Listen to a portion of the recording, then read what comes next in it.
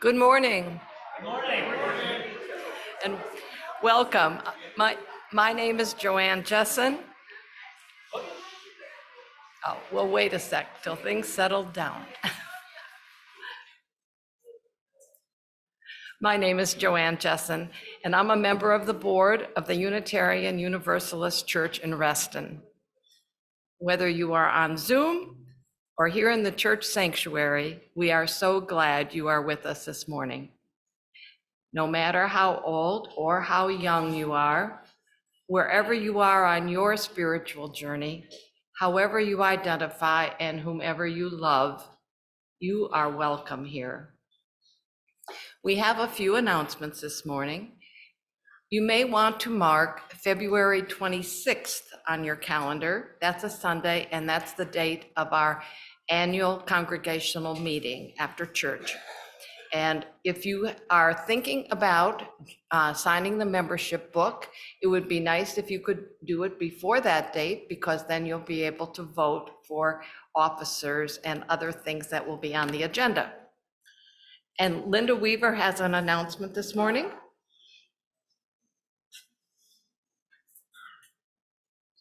This Friday evening, we have another community fun night. It will be a game night from 6 to 8 p.m. and food will be provided. So please sign up in the East Foyer today or online. Also, we have an open house in religious education immediately following the service today. Families, parents, caregivers are all encouraged to come by. And I noticed that we have some new families visiting, and you're welcome to come downstairs immediately following the service and find out a little bit more about what we do here. Okay, Reverend Scott also has an announcement. Next Sunday, as I think you all know, is Martin Luther King Sunday, and after service, we're going to regather those who are interested. What? We're going to regather here to talk about our anti-racism and inclusion efforts here at UUCR. Kat Hoagland is going to help with Terry Grogan and Linda. So next Sunday, grab a cup of coffee and come on back. And then we're having a follow-up meeting about our UUA bylaws and principles, which are changing. And that's going to be in early February on another Saturday, the 4th. So stay in tune for that announcement. I'd like to welcome all of you to service this morning. Okay, thank you. Now, let's center ourselves for worship. Please take some deep, quieting breaths with me. Let us enter our time of worship together as we listen to this morning's prelude.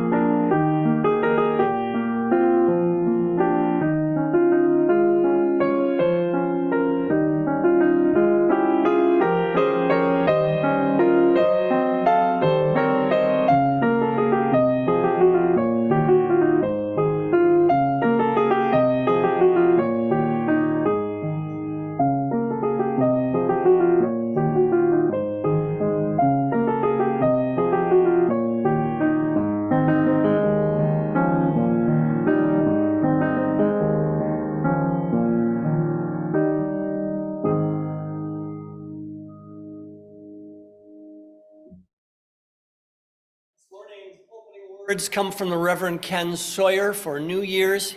We lost him this year. One of our dearly beloved ministers served distinguished many years at the Wayland, Massachusetts church. One New Year's he wrote, "Year upon year the seasons come and go. Decade upon decade, the years arrive and escape.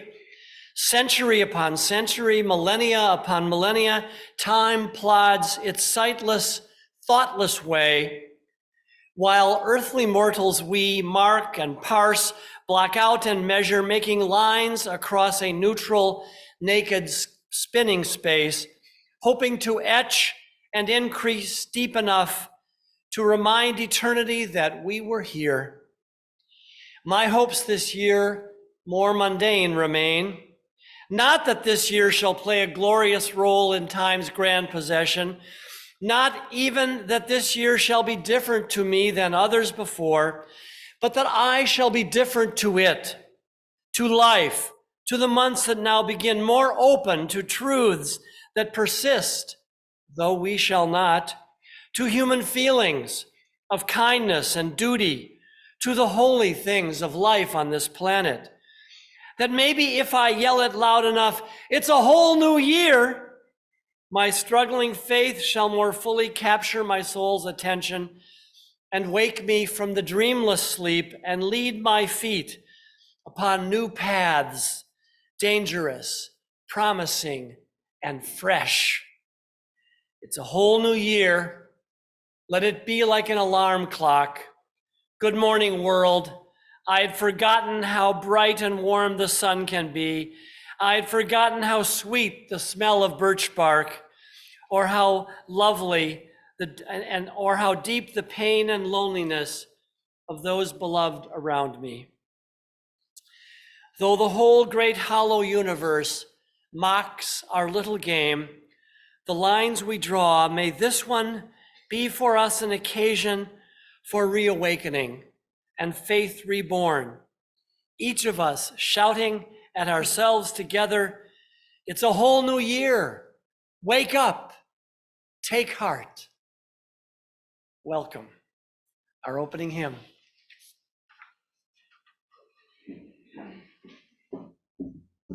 Our opening hymn today is number 12, O Life That Maketh All Things New.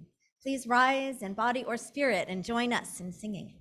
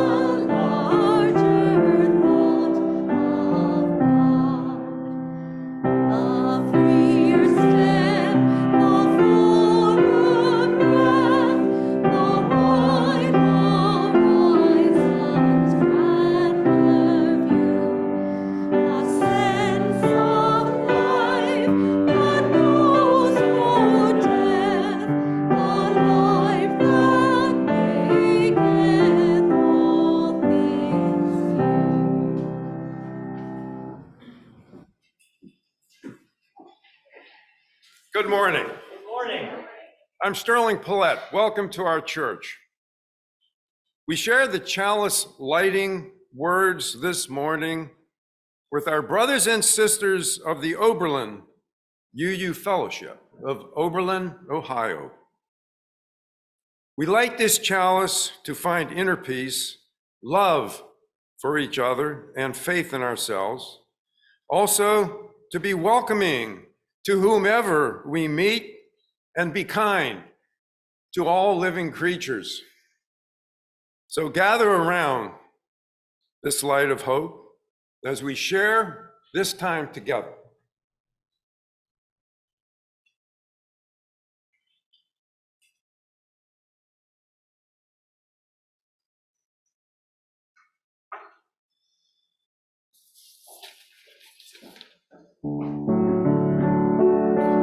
Thank you. At UUCR, we have a tradition of singing our covenant together every Sunday. Love is the spirit of this church. If you are at home on Zoom, the words will be in your chat box. Here in the sanctuary, let's remain seated as we sing our covenant together. If you are visiting this morning for the first time, please accept this song as our blessing to you.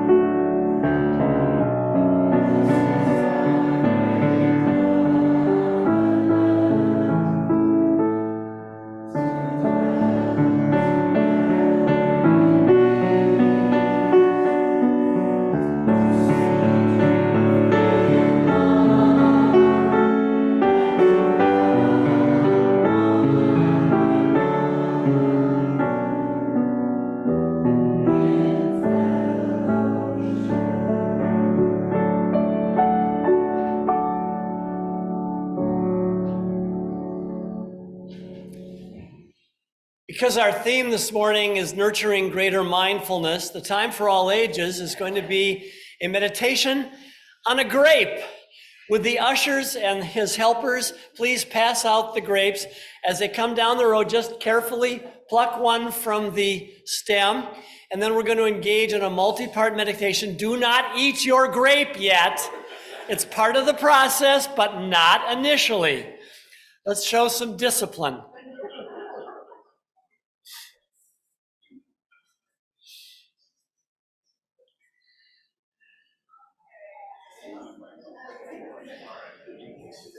Have you noticed how grapes have gotten better over recent decades? The one you buy in the store, they're so much bigger and better than they used to be.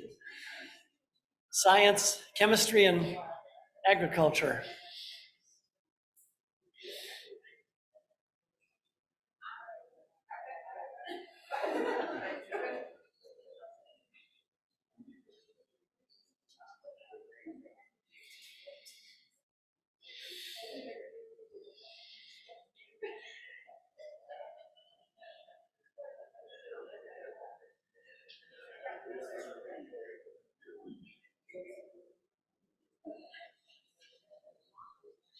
Make sure the kids get their grape.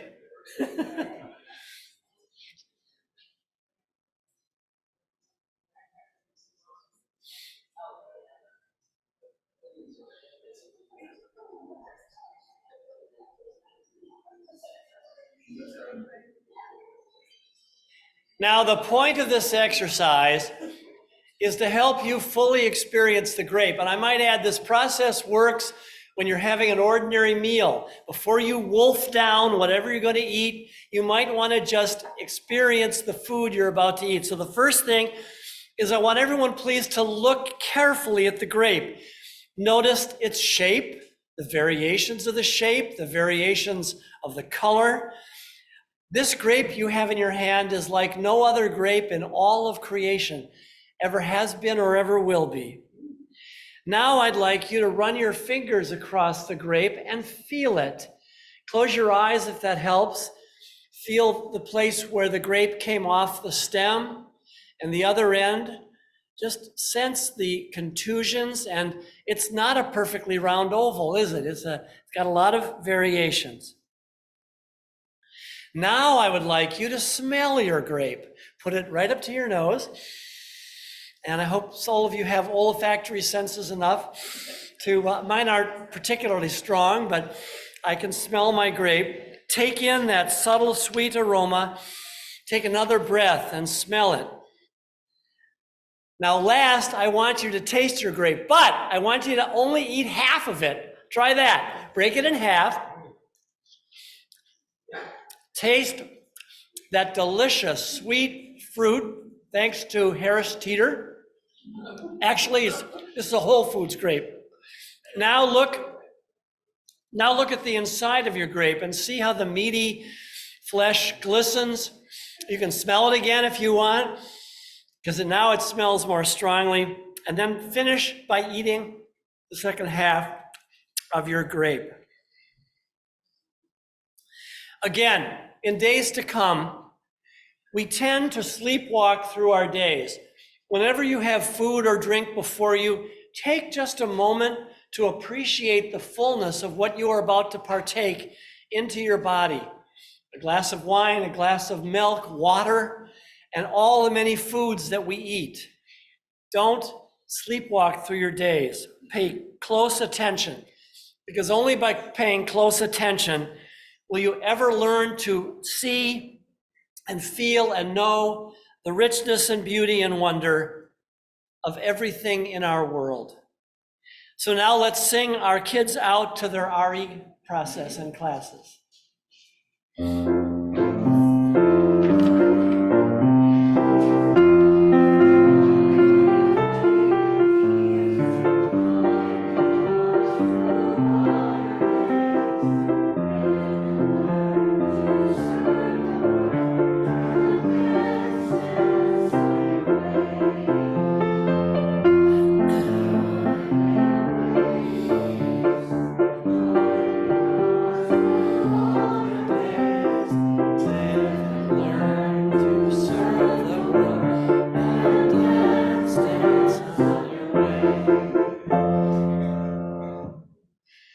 One of the more quiet aspects, functions, and groups in our church is the Caring Circle. They have existed for many years, and many of you who are new to the congregation may be completely unaware of their existence.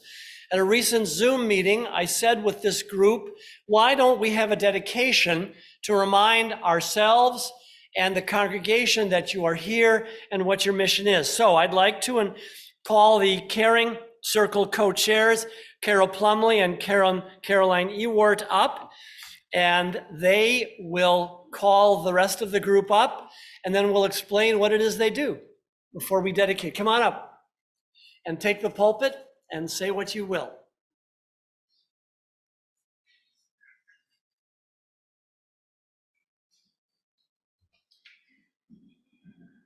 Good morning.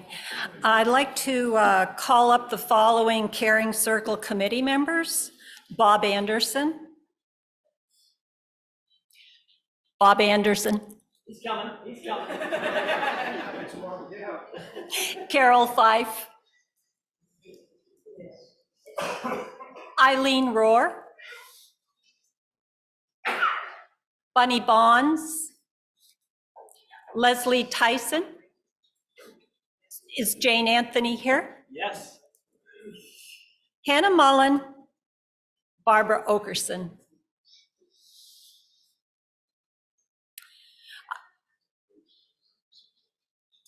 I want you to know that the Caring Circle is a longstanding volunteer group who offer care and support to members and friends of the congregation in times of need.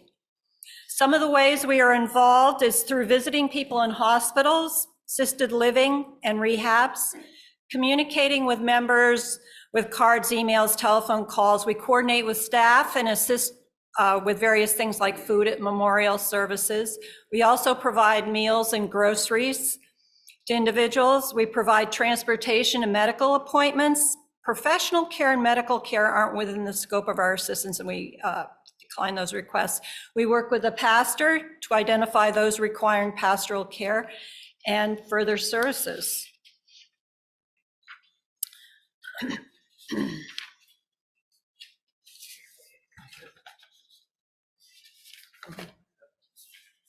All right, so we would like to first speak to the members of the Caring Committee and thank you and recommit you to the caring, generous, compassionate service to do. Will you please say the words of dedication together? I will say them with you. We, the members Of the Caring Circle of Unitarian Universalist Church of Reston, do hereby dedicate ourselves to our mission and purposes. We promise that, to the best of our human abilities, we will, in a confidential and respectful and compassionate manner, care for members and friends of our congregation as special needs arise. We ask that you let us know when you might need help so that we can mobilize whatever resources we have at our disposal. And now you, the members and friends of our congregation, please rise as you are able and say the words of dedication to them that are printed in your orders of service this morning. We, the members and friends of UCR, do hereby authorize and thank you for your service to those who are in times of special need. We promise to do what we can to support your efforts, most especially when you call on us to assist with particular resources you might possess.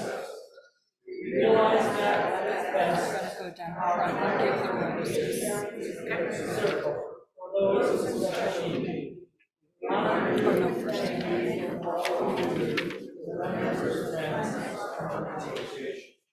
And you, thank you. Please be seated. And Hannah, would you please take the pulpit just for a second? You do have a role in this. We have a program called Helping Hands, and we just want to get you to know that you can sign up to help. You don't have to commit to any particular role of service, but Hannah, tell me about this. I'll be gathering information from those of you who are interested in Helping Hands. This can include, as Carol said, volunteering to shop for people, helping with memorial services, sending cards, giving members and friends and family rides to church or appointments. I'll have the sign-up sheets out in the East Foyer where I'll be available to answer any questions. And then we'll also be sending out an email to you with more information. Okay, thank you. Thank you. And thank you especially. I always enjoy meeting with you. Thank you, thank you, thank you for everything you do. Let's give them a round of applause.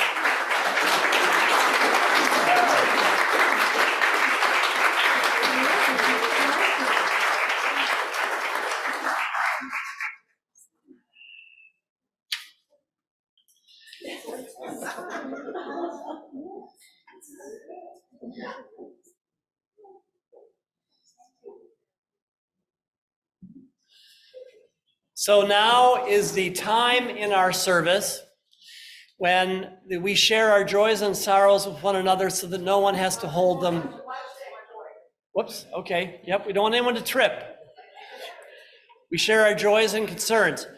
As members of the church come forward, those who are here, and place stones in the water to express what is on their hearts, those at home can go into the chat and can express anything that they want. But please remember that when you do share things on Zoom chat, it does become public.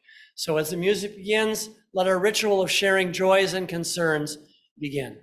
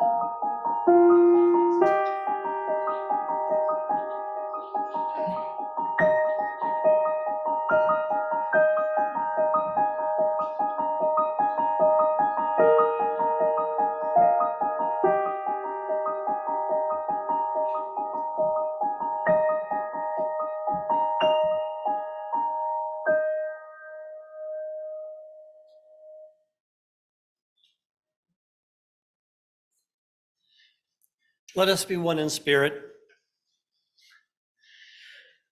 Dear Spirit of Life, we hold all in our hearts this hour who face any difficulty or hardship, any grief or loss or transition. I would especially have you hold in your hearts Norm and Maxine. Maxine has transitioned to a care facility. This is a big transition. We ask that you all hold them in your hearts and in your love.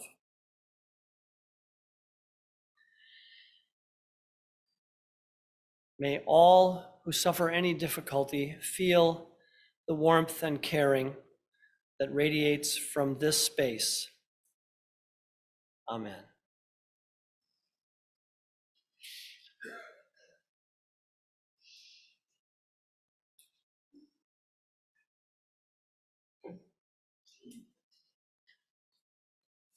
The second Sunday of each month is our dedicated offering to an organization chosen by the Social Justice and Action Committee. All of today's offering, except for pledge payments, which should be clearly marked, will go to the Ukraine Crisis Relief Fund. Russia has invaded Ukraine in the biggest state against state attack since World War II. Millions of civilians have been caught in the middle of a deadly war and humanitarian crisis, affecting generations of Ukrainians, including children and the elderly. All donations to the Ukraine Crisis Relief Fund will support humanitarian assistance in impacted communities in Ukraine and surrounding regions where Ukrainian refugees have fled. Your donation to this fund will support Ukrainians in need now and in the future with a focus on the most vulnerable. Your donation will provide shelter, food, and clean water for refugees, health and psychological support, access to education, economic assistance, and more. You may make your donation in the link in the chat and on your order of service, entering your donation into the Charity of the Month donation box in the online form. You can also write a check to UUCR with Ukraine in the memo line and put it in the offering basket or mail it to the church. And of course, you may put cash in the offering basket. Thank you for your generous support of this important community organization.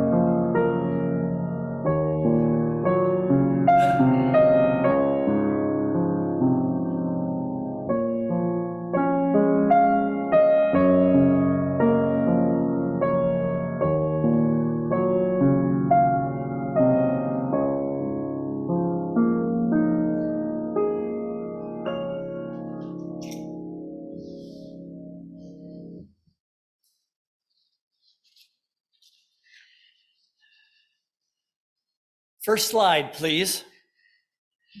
So, dear friends, this morning as we begin a whole new year of spiritual exploration and community building together, I begin my winter-spring 12-part blockbuster sermon series on 12 gates to the city, spiritual pathways for entering the holy city of your own life.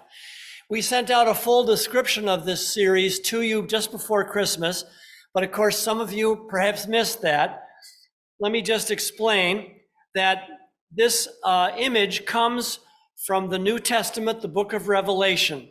The New Jerusalem, God's holy city, envisioned in that book, is to have 12 gates, 3 on the east, 3 on the west, 3 on the south, and 3 on the north. And this would welcome all of God's people into the city.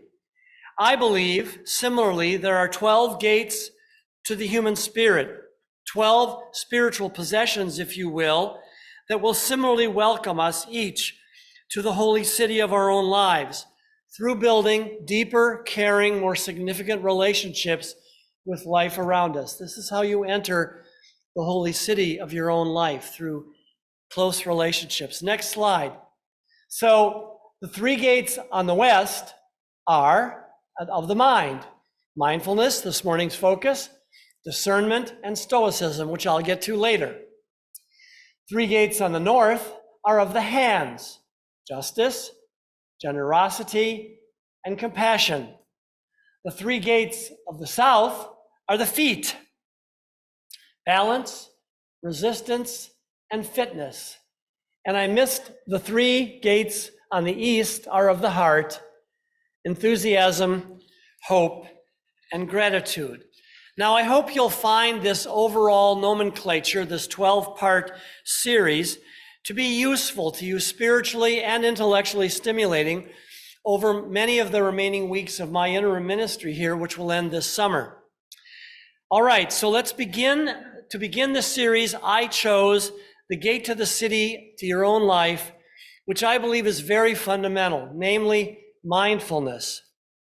Mindfulness is one of the precious gates, entrance points, that allows you to enter the holy city of your own life. And the affirmation which lies at the center of what I'm going to say to you this morning is the idea, the faith statement, that we human beings were intended, built, I believe, from the ground up, right out of the primordial soup, to experience the divine traffic, the sacred flow of this life, which is ceaselessly and so faithfully swirling around and within us. We were designed to experience the divine flow of life. I am passionately persuaded that mindfulness, which is the simple human ability to pay attention to and wake up to the intricacies of life just where it touches us, is perhaps the first and foremost gate to the holy city, that place of satisfaction and fulfillment in your own life. Because if you are not focused and keenly aware of the world that is directly at hand, if you are not keenly using your eyes, ears, nose, and tongue to take in what is around you and within you, you are essentially sleepwalking through your life. And as a result, you are going to miss most about this creation of ours, which has the power to bless and enliven and enrich you. This, of course, was the point of my asking us all to share in the meditation of the senses with the grape that we passed out. I wanted to remind you with this simple exercise of paying attention about how simple mindfulness, the process of purposefully slowing down and fully tuning and awakening to your senses and your heart to what is truly at hand, has the power to help us both experience and then be blessed by the beauty and the sacredness of ordinary life. I am deeply convinced that the greatest spiritual danger in American life today is simply distraction. Distraction.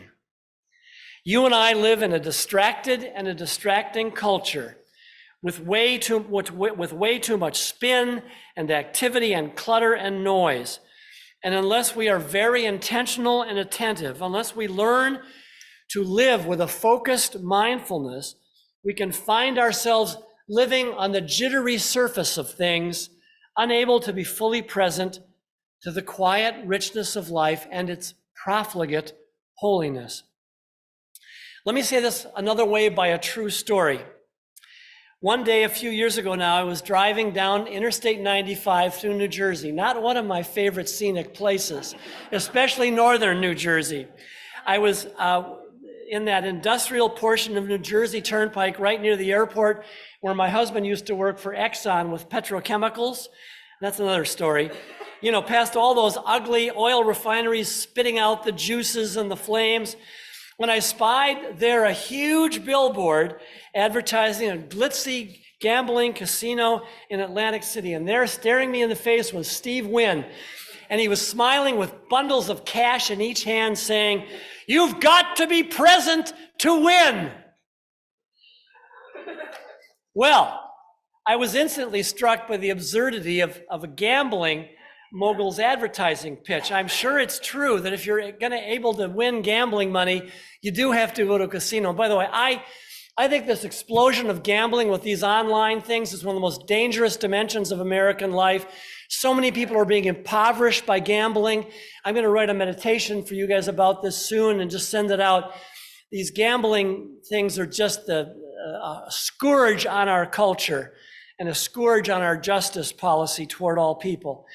But, and it's a scourge because the house always wins when you gamble. But as I looked at him with the bundles of cash in each hand, I said, you know, on another whole level, he's right. To win in the game of life, you've got to be present to win in life. He's right. The worst place to win in life is some windowless glitzy casino with all the whistling bells and horns and lights. That's not a place for mindfulness or for winning. The spiritual truth is that in these fragile and fleeting lives we are given, we must be present, fully present with ourselves and with our world around us to win any kind of life worth having.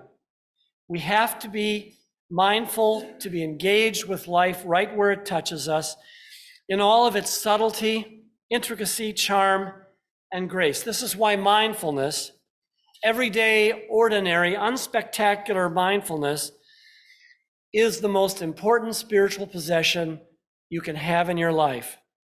But before I delve more deeply, precisely into how we can tune ourselves into the life and the world that we have, I want to say a little bit more about the pervasive problem of distraction in American life.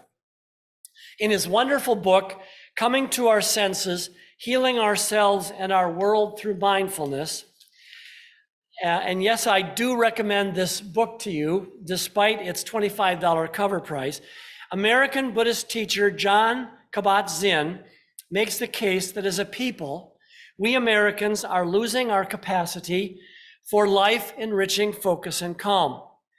In a chapter entitled ADD Nation, he describes the attention deficit disorder we Americans regularly fall victim to. I quote him now at some length because it's very important stuff. He writes, "Our entire society suffers from attention deficit disorder, and it's getting worse by the day. Much has changed for us in the last 100 years, as we have drifted away from our intimacy with the natural world and a lifetime connectedness to the community in which we were born.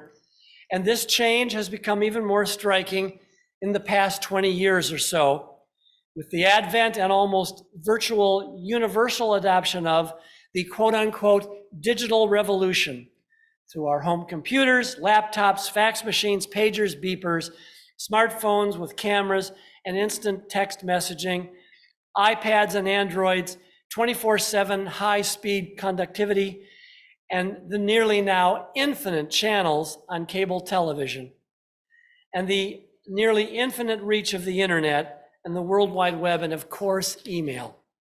All these technologies," he goes on to say, "despite their undeniable convenience, usefulness, and efficiency, have already irreversibly transfigured how we live our lives, whether we realize it or not.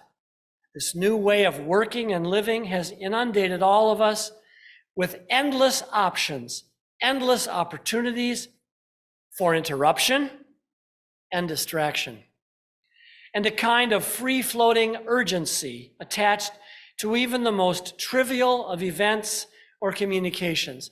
You know, every time your phone beeps with some Facebook post or some email, oh, someone's got I have to have my attention. It's constant distraction. He writes, we are continuously bombarded with information, appeals, deadlines, and communications. We find ourselves then responding willy-nilly to the increasing volume of all this email and voicemail and cell phone traffic coming in from all corners of the planet. We are literally, he writes, being driven to distraction by our own delicious opportunities and choices. And then he goes on. This technology itself undermines any time we might be inclined to take for reflection. It has given rise to a dance of inattention and instability of mind. There is so much more to pay attention to. It is now harder to pay attention to any one thing. The relentless acceleration of our way of life over the past few generations has made focusing on any one thing something of a lost art. And then he goes on, things come at us fast and furious, relentlessly.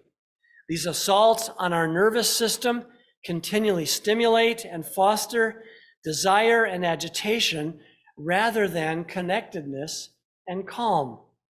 And if we are not careful, they rob us of time, rob us of our moments. So many of us feel trapped by this crazy acceleration, yet at the same time are also addicted to the speed at which our lives are unfolding. Even our stress and distress, he points out, can feel oddly satisfying or outright intoxicating. So we are reluctant to slow ourselves down and give ourselves over to the present moment and fully attend to what is actually richly before us, unquote. Now, I don't know who first coined the phrase, but the other day I found it on the web. According to the authors, there is a new thing called hurry sickness. Hurry sickness. I even found that on the web, already with the caption. Hurry sickness is the disease and churning, distracting disquietude that arises from our psyches and our bodies with symptoms like elevated heart rate and blood pressure when we allow ourselves in this fast-paced culture, which values and validates speed at every turn, to go faster and faster on our highways, in our workplaces, at home, on our computers, and most importantly, our minds. I quote Dr. Anne McGee Cooper. Hurry sickness is more than just feeling rushed and wanting to get relief from our pressure cooker lives. Just as Pavlov's dogs learn to salivate inappropriately, we Americans have learned to hurry inappropriately.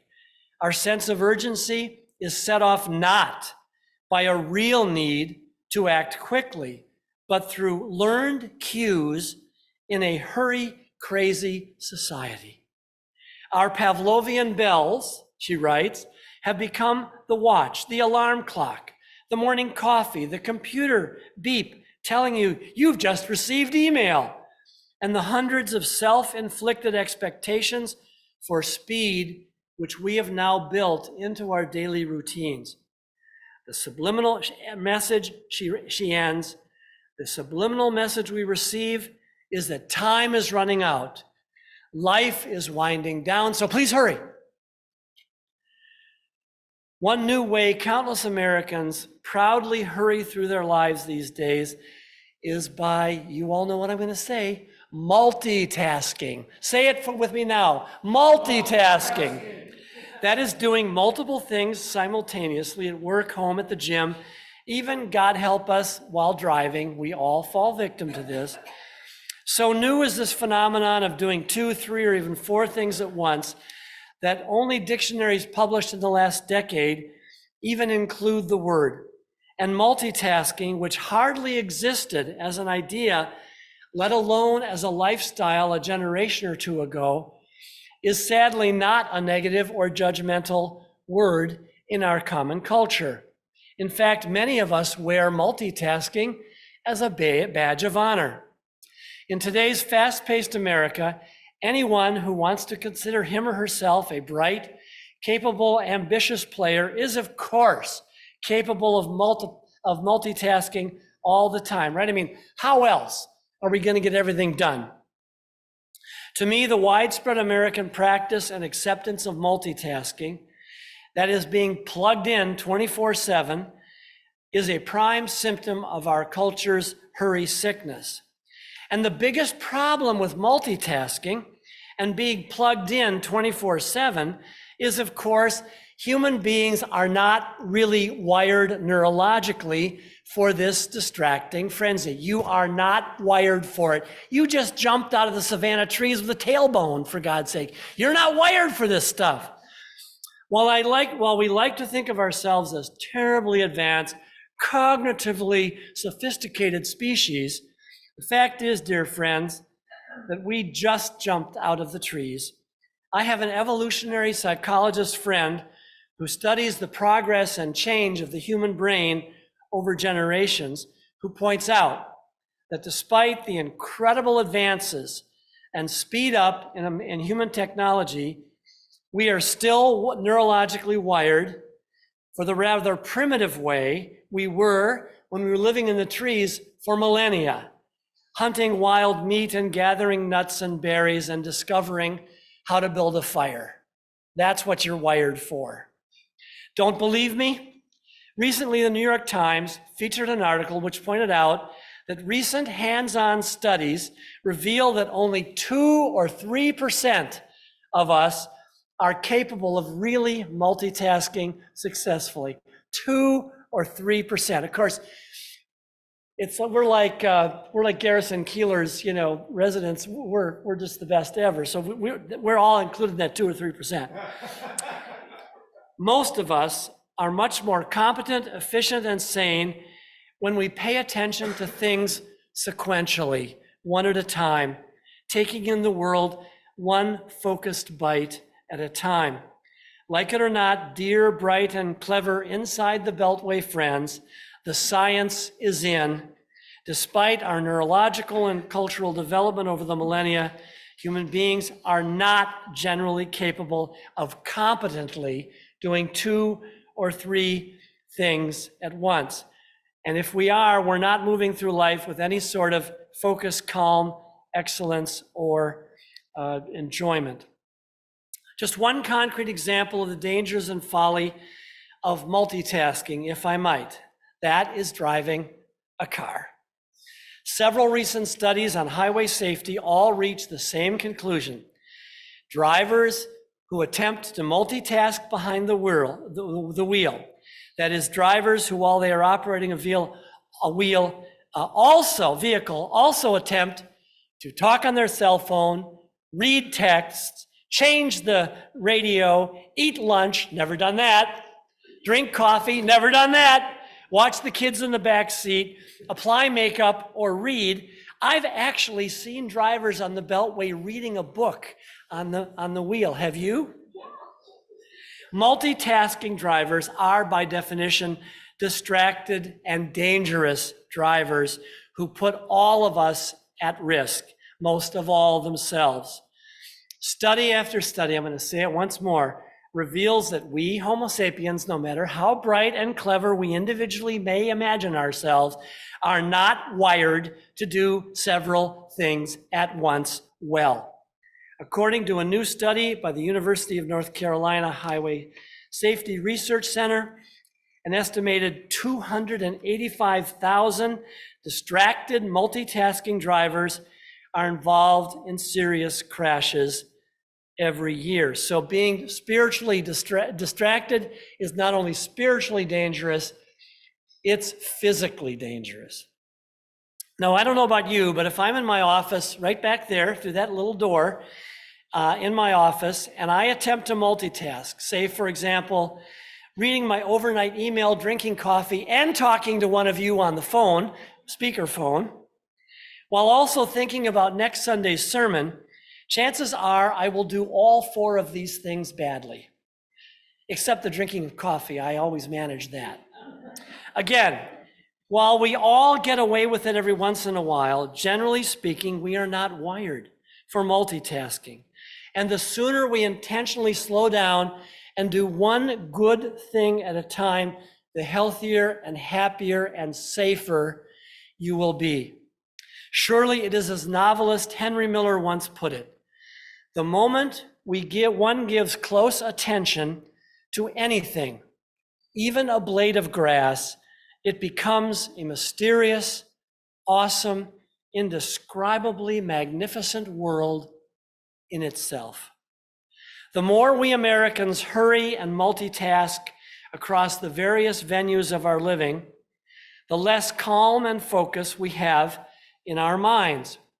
Buddhism has, for many centuries, has a word for this.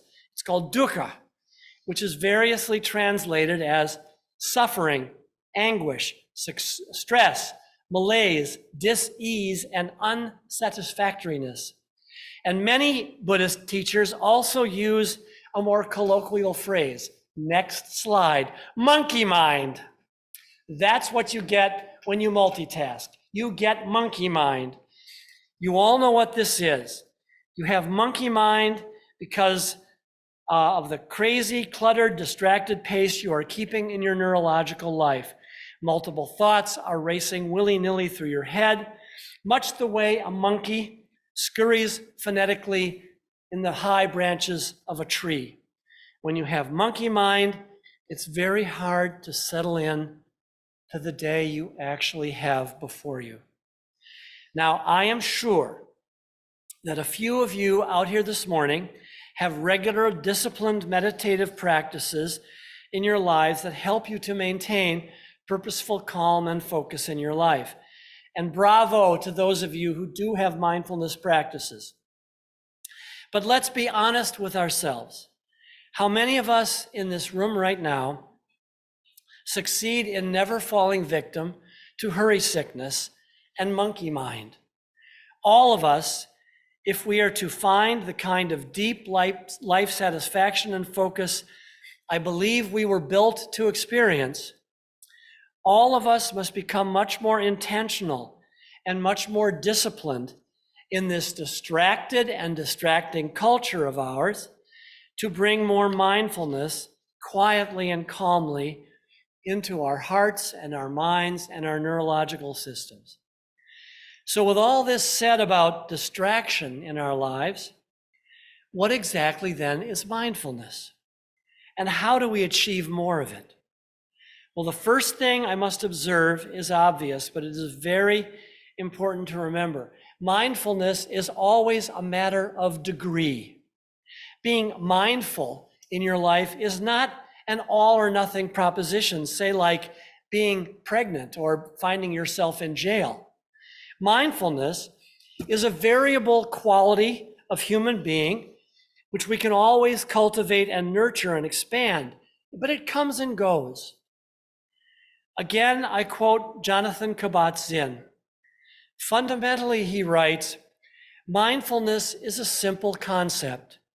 Mindfulness means paying attention in your life in a particular way, on purpose, to the timeless beauty and richness of the present moment. Open-heartedly, he writes, and non-judgmentally. And then he goes on, mindfulness is none other than the capacity we already have to know what is actually happening as it is happening. It is a vast and spacious awareness of both heart and mind. We have already noted, he goes on, how out of shape we Americans are when it comes to exercising our innate capacity to pay attention. But mindfulness can be refined through systematic practice. And then Kabat-Zinn gets to something I feel is crucial for us all to understand. And since there is nothing particularly Buddhist about paying attention or about awareness, nothing particularly Eastern or Western or Northern or Southern for that matter, the essence of mindfulness is truly universal. Mindfulness, he points out, is the final common pathway for what makes us human, our capacity for awareness and self-knowing. I would like nothing more this morning than to spiritually and intellectually succeed with all of you in demythologizing mindfulness and persuade you deep to the heart that mindfulness is not like a guru sitting aesthetically on a mountaintop somewhere, only achieved by someone on a beautiful tapestried pillow high in the rarefied atmosphere of some Himalayan mountain peak. But rather, mindfulness is something each of us right here in the midst of our undoubtedly intractably hectic American lives can achieve right here, right now, sunk deep in ordinary moments, nestled in our daily routines with life-saving regularity. And even though he himself teaches classic Buddhist sitting meditation, Kabat-Zinn says meditation is best thought of as a way of being rather than a technique or a collection of techniques. And this Unitarian Universalist, for better and worse, I'm as fast-paced as the next American, I really find this idea to be helpful. Mindfulness is not a set of techniques, it is a way of being, a way of paying attention to moments you're in. It's not esoteric, it's not complicated, it's simply catching yourself when you feel yourself getting distracted and scattered, and calling yourself, back to your elemental senses. Calling yourself back to the present life in which you live, right where it touches you. And again, I believe we were all intended, out of the stardust of which we are made, to be in this close, holy communion with life. All that you or I need to do to obtain the riches of the mindful life and the satisfaction that comes with it is again and again and again to practice mindfulness in all the little ways that make such a big difference. Let me say all this a little differently using an image familiar to all of us as American drivers. In many communities, they have these traffic calming strips that slow you down as you go through neighborhoods. This is what mindfulness is like. When you're driving along in your life, you see the bump ahead, you slow down and experience it. Thich Nhat Hanh has a famous image where he says, when I'm in my house and the phone rings, I don't view it as a distraction. I say, the phone, it rings. Someone wants to speak to me. I have an opportunity for connection. Liberation. So traffic calming strips don't have to be this irritating thing in your neighborhood.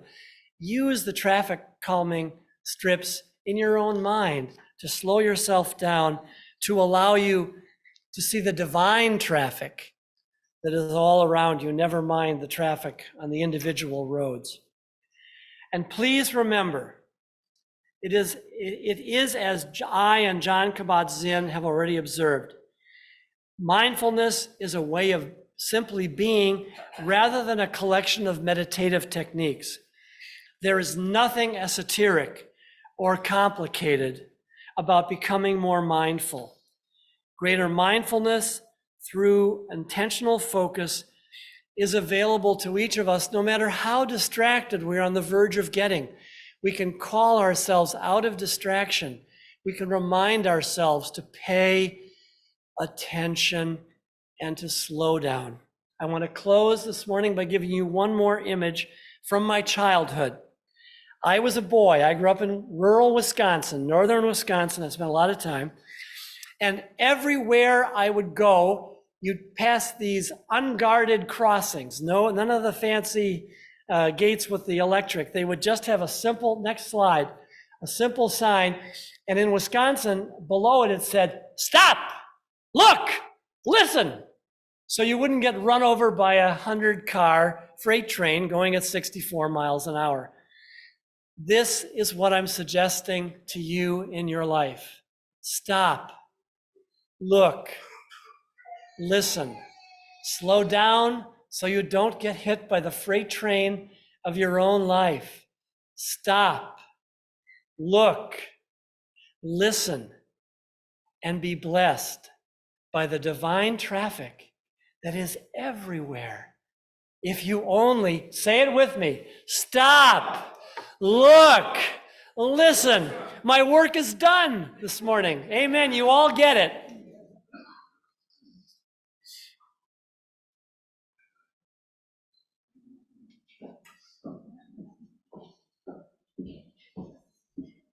Our closing hymn today is number 83, Winds Be Still. This beautiful hymn is perhaps less well known to some of us, so we're going to listen as our introduction to the entire hymn once through before we start to sing, so we can take this opportunity to stop and listen and pay attention to the melody. And please rise and body your spirit and join us in singing.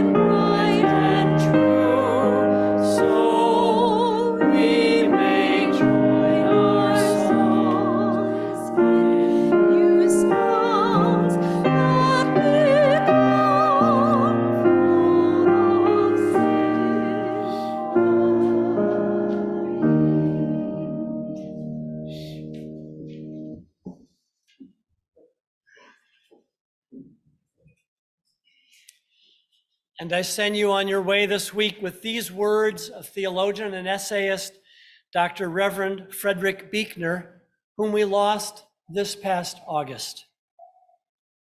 Who knows whether there is life on any other planet anywhere in the universe? But there is life on this planet. And what is life like? Well, think of not knowing what life is and then finding out. A book, suddenly learning how to read. a rock jutting into the sea, suddenly knowing the thump and the splatter of the waves, the taste of salt. You were alive. It didn't need to be so. It wasn't so once, and it will not be so forever. But it is so now. And what is it like to be alive in this maybe one place of all places, anywhere where life is? Live a day of it and see. Take any day and be alive in it. Amen.